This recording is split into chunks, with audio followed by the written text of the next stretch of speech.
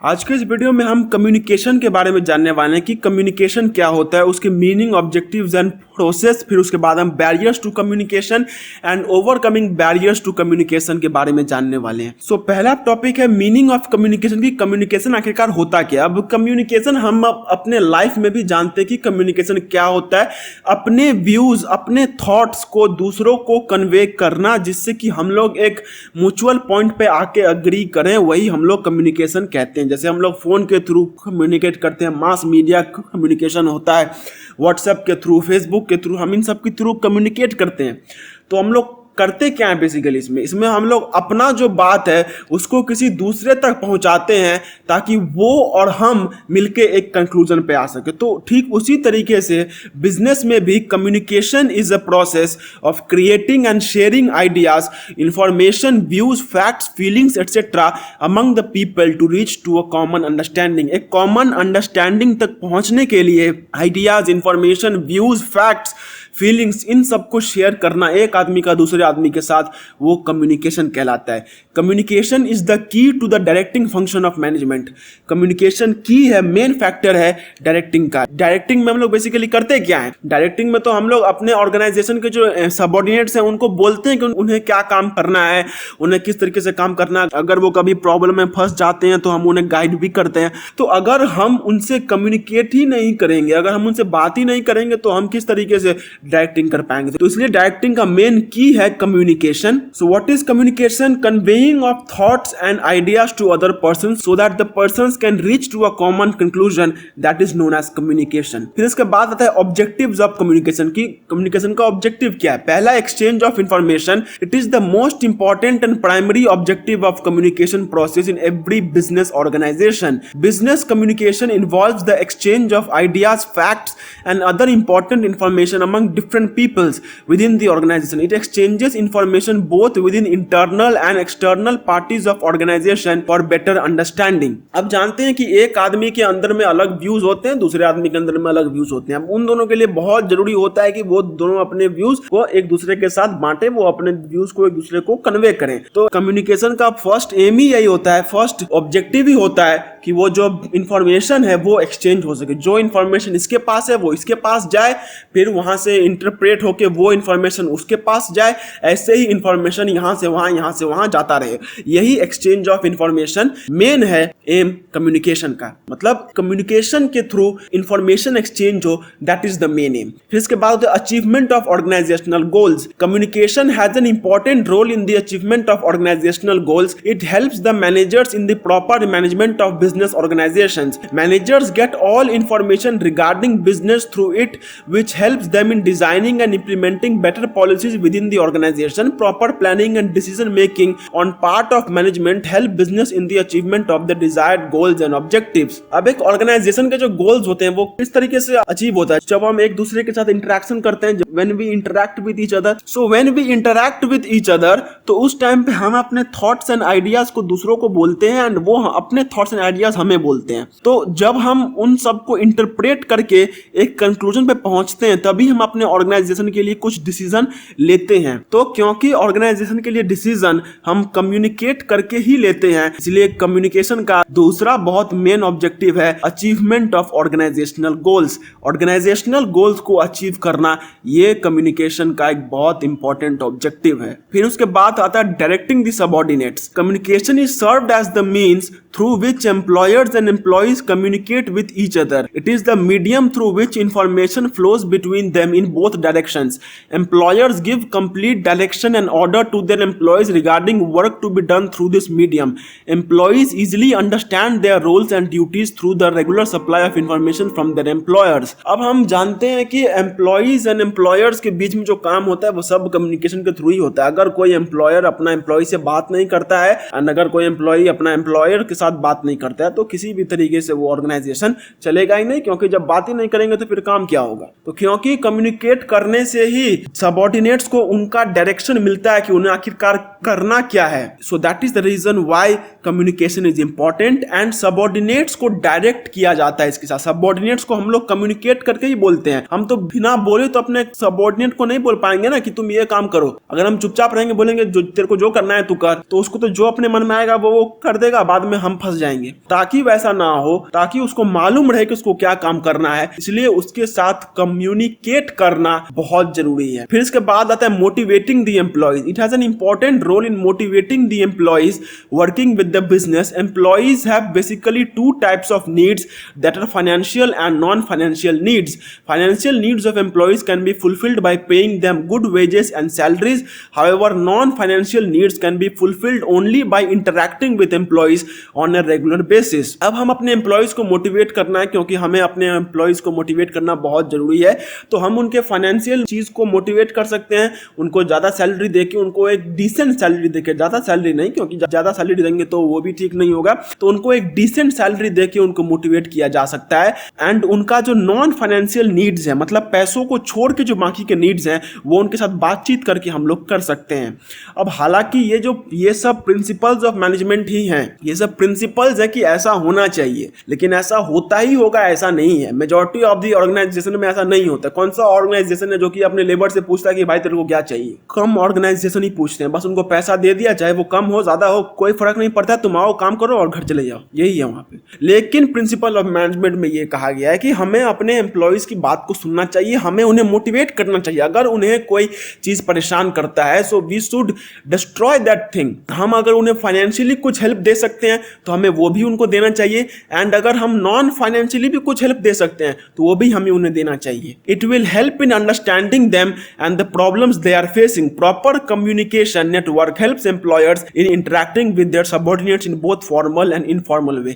तो ये पॉइंट क्या कहता है कि अगर हम अपने ऑर्गेनाइजेशन के लोगों के साथ कम्युनिकेट करते हैं तो वो कम्युनिकेशन करने के बाद ही हम लोग उनके जो प्रॉब्लम है उनको समझ पाएंगे। क्योंकि अगर हम किसी से बात ही नहीं करेंगे तो हम कैसे समझेंगे कि उसका क्या प्रॉब्लम है? If nobody talks to you then how are you going to interpret कि उसको क्या प्रॉब्लम हो रहा है? तो क्योंकि उसका प्रॉब्लम समझना, चाहे वो फाइनेंशियल हो या नॉन फाइनेंशियल हो, वो कम्युनिकेशन के थ्रू ही होता है। इसलिए कम्युनिकेशन इंपॉर्टेंट है, एंड ये एक बहुत इंपॉर्टेंट ऑब्जेक्टिव है कम्युनिकेशन का। फिर इसके बाद है increase the efficiency. Communication helps in improving the efficiency of the organisation.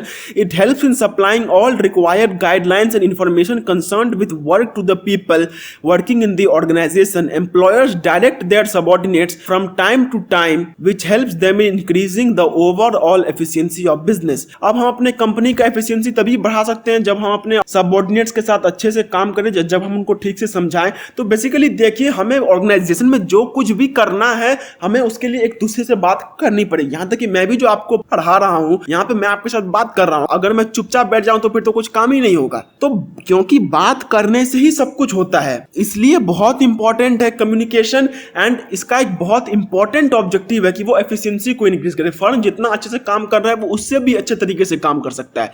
And वो कब काम करेगा? जब उसके लोग आपस में बातचीत करके एक कंक्लूजन पे आएंगे। तो क्योंकि लोग आपस में बातचीत करके ही एक कंक्लूजन पे आएंगे कि हमें ये करना है, हमें वो करना है। So that is the reason increasing the efficiency is the aim or objective of communication. अब हम लोग आते हैं कि हम किस तरीके से कम्युनिकेशन करते हैं। What is the process of communication? तो कम्युनिकेशन का पहला पॉइंट है sender. The sender or the communicator generates the message and conveys it to the receiver. He is the source and the one who starts the communication. अब जिसको अपना बात दूसरे को बोलना है, वो पहले मैसेज जनरेट करता है एंड उनको बोल देता है जिसको उसको बोलना है। ये पहला स्टेप है यहाँ पे। इसी से कम्युनिकेशन स्टार्ट होता है। जैसे मैं अभी आपके साथ कम्युनिकेट कर रहा हूं, तो पहले मैंने अपना वॉइस को जनरेट किया एंड उसके बाद मैंने आपको वो वॉइस सुना दी। तो इस तरीके से मैंने पहले अपना वॉइस को जनरेट किया, अपना मैसेज को जनरेट किया एंड तब उसको आपके पास पहुंचा दिया। फिर उसके बाद होता है message. It is the idea, information, view, fact, feeling that is generated by the sender and is then intended to be communicated further. अब मैसेज जनरेट हो गया। अब मैसेज में क्या जनरेट हुआ है वो मैसेज कहलाता है। मतलब मैसेज क्या है वो सेकेंड पार्ट है प्रोसेस ऑफ कम्युनिकेशन का, कि मैसेज है क्या वो सेकेंड पार्ट है। तो मैसेज को हम लोग डिफाइन करते हैं कि कोई भी idea, information, view, fact, feeling etcetera जो कुछ भी हमें बोलना है एक आदमी को, दूसरे आदमी को, या फिर जो कुछ भी मुझे बोलना है, जैसे मुझे अभी आपको इन्फॉर्मेशन देनी है कॉमर्स के रिगार्डिंग, तो ये एक मैसेज हुआ। सो मैसेज का मतलब होता है कि what we give it to the others, हम दूसरों को क्या देते हैं वही मैसेज कहलाता है। फिर इसके बाद होता है encoding. The message generated by the sender is encoded symbolically such as in the form of words, pictures, gestures etcetera before it is being conveyed. अब वो जो मैसेज है, हमने पहले मैसेज को जनरेट किया अपने दिमाग में कि मुझे ये मैसेज भेजना है, फिर मेरा मैसेज को मैंने देखा कि ये क्या है, मैं अपना पढ़ाई आपको करवा रहा हूं। उसके बाद आता है एनकोडिंग। अब एनकोडिंग का मतलब कोई कंप्यूटर का कोडिंग नहीं है। एनकोडिंग का मतलब होता है उसको एक लैंग्वेज देना, उसको एक तरीका देना जिससे कि वो जा सके। फॉर एग्जाम्पल, मैं अभी आपको ये कुछ समझा रहा हूं, so I am also communicating with you, लेकिन मैं उसको एनकोड किस तरीके से कर रहा हूं, पहले मैं उसको टेक्स्ट में लिख रहा हूं एंड टेक्स्ट में लिखने के बाद मैं उसे आपके पास पहुंचा रहा हूं। तो ये जो टेक्स्ट में लिखना वही एनकोडिंग कहलाता है। फिर इसके बाद आता है media. It is the manner in which the encoded message is transmitted.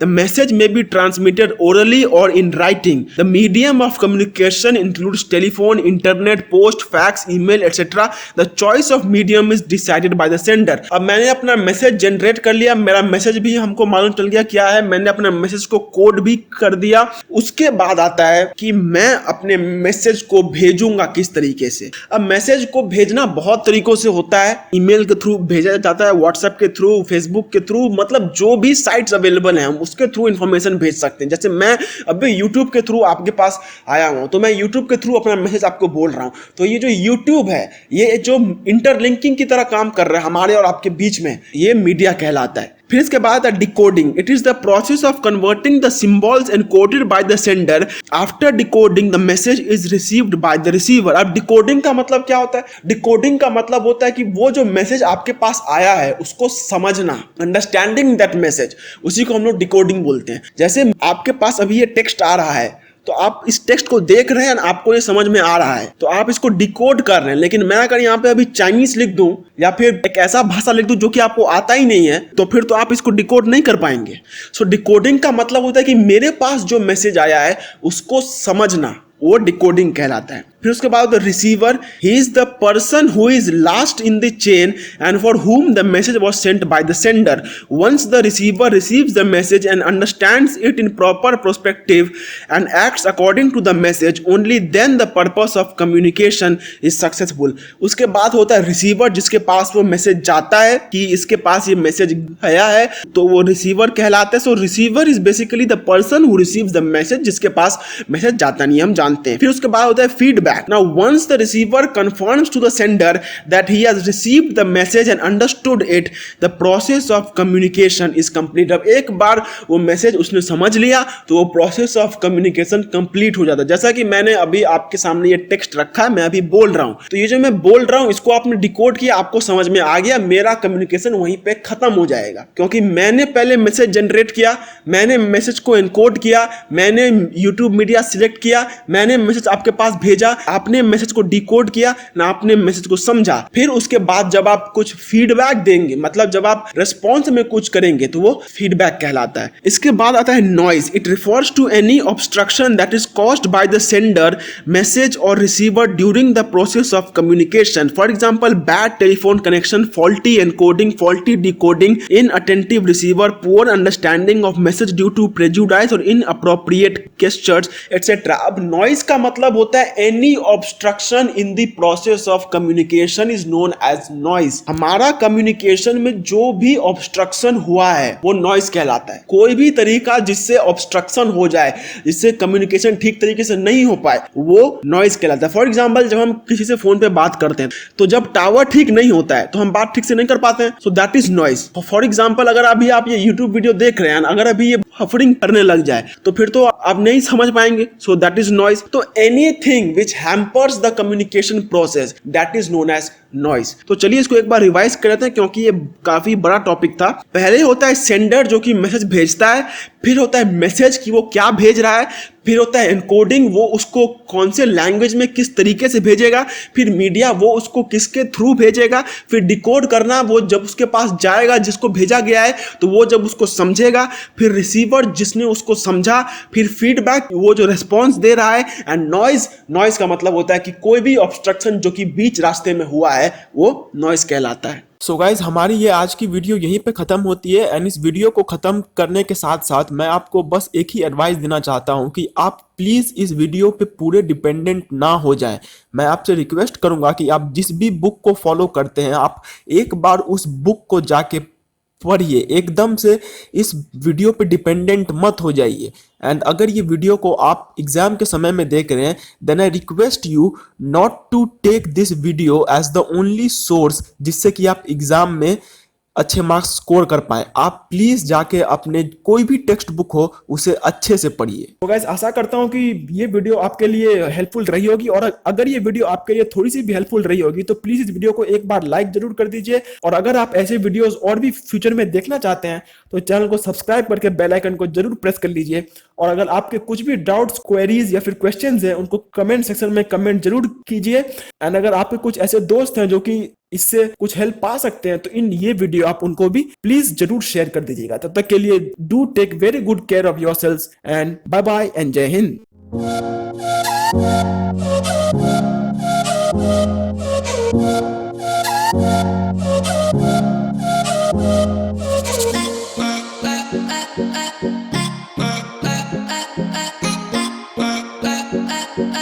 Bye.